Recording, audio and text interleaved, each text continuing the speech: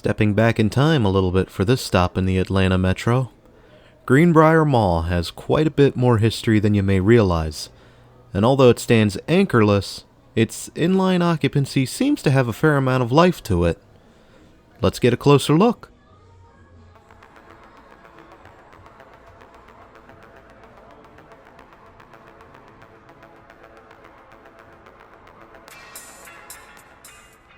Greenbriar Mall started out in September 1965 as the third enclosed mall in the region, coming after North DeKalb Mall and the Columbia Mall.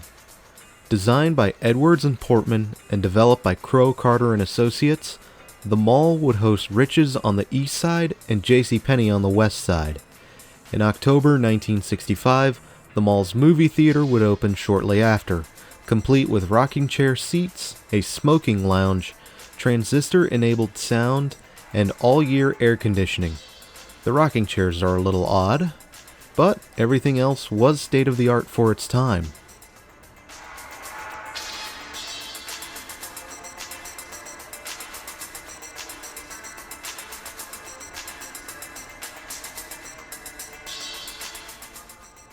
(1967) would see Chick-Fil-A come to the mall as the first standalone store in the chain. But until a few weeks before making this video, it was reported that they are now closed, because apparently we can't have nice things anymore. As the years went by, the Atlanta Public Library would establish a branch at the mall, and Woolworth would establish itself as a junior anchor alongside a McCrory's store reportedly on site. The mall even had a Piccadilly cafeteria, which is still here, at least as of the making of this video.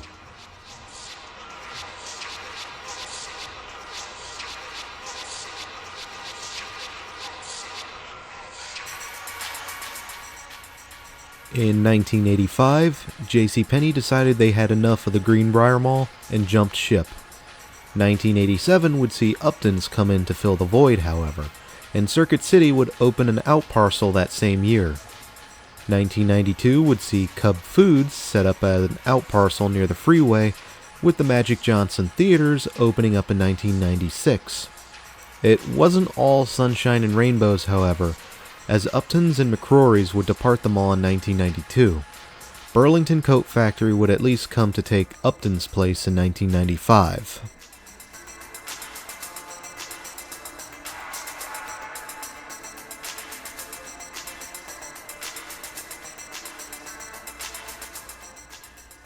The 2000s were starting to catch up to the Greenbriar Mall. Although it was doing well enough for itself, the mall began to stagnate and would begin to get beaten out by regional competition. Big box stores were becoming all the rage, and other malls, like the Cumberland Mall, were beginning to adapt and change. Additionally, the immediate area surrounding Greenbriar Mall was beginning to decline. While it's not the worst place in Atlanta, it's not pretty either.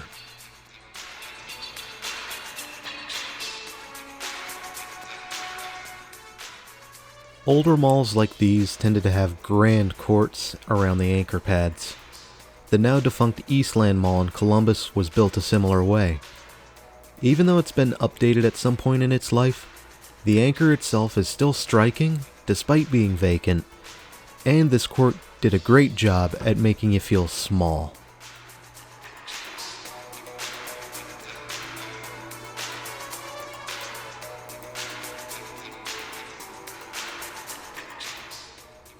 In 2009, the Magic Johnson Theaters would close their doors for the last time, being a rather big blow for entertainment options at the mall. Tenants would also begin to depart the mall, being filled in by alternative options and smaller businesses. But in 2019, Burlington Coat Factory would relocate from the mall to the Camp Creek Shopping Center down the perimeter. And while this mall made it through 2020 without too much trouble, Macy's, whom had acquired and vored Rich's in the mid-2000s, would close their doors for the last time in 2021. This would leave the mall anchorless, which is not something you want at all.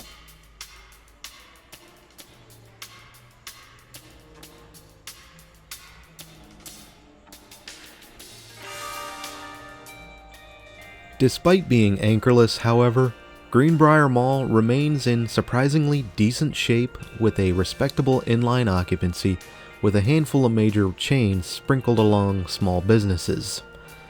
It also appears that local management takes pride in their mall and its history, having displays set up by their offices on the basement floor. You'll see that in a moment. The anchors will still need to be addressed, but for a mall approaching 60 years old, you can do far worse. Godspeed, Greenbriar Mall.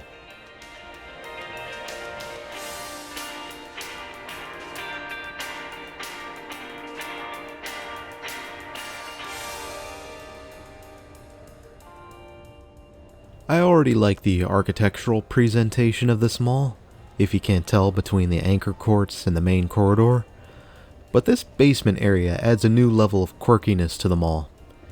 You don't see many elements like these in malls anymore. I also believe the original movie theater used to be down here, but don't quote me on that.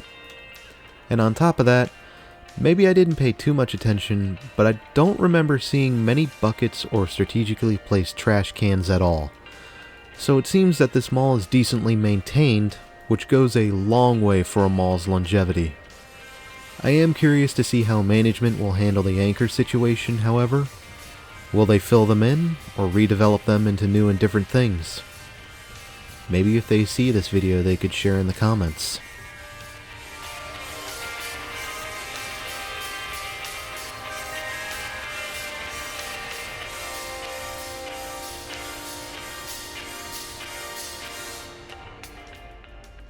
Now, I did cross-check this area's statistics via Area Vibes, and from what I gather, it's a mixed bag. Amenities and cost of living are okay for Atlanta, and the user score is also listed as decent. However, crime and more importantly employment and schools are major issues dragging down this entire area. I'm sure employment had an impact on local income, and those with money likely choose somewhere else to shop. And for what it's worth, I didn't feel in danger at the Greenbriar Mall, but then again, I knew what I was getting into while going into Atlanta. So the area has some problems, and the mall has little control over that. I've also been hearing that Atlanta's growth is stagnating, and that the entire region is expected to decline in population after a couple more years. Now, this is just speculation, so don't quote me on that, but if that's true, the next decade is going to be like a bloodbath for retail in Atlanta and the surrounding metro, and that's just focusing on retail. And survival of the fittest will take over for retail. I can only imagine what's going to happen to places like Greenbriar, the DeKalb region, and even the inner cities.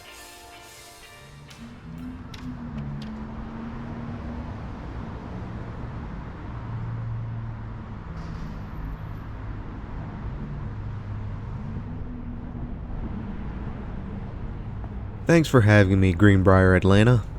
And until next time, this is Doomie Grunt wishing you and the Greenbriar Mall farewell and good luck in this mad, mad, mad world.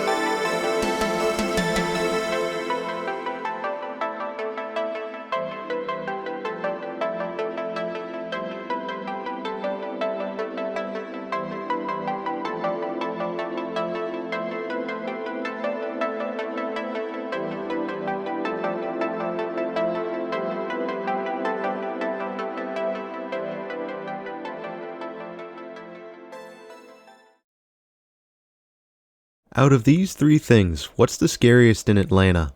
The crime, the traffic, or the furry convention?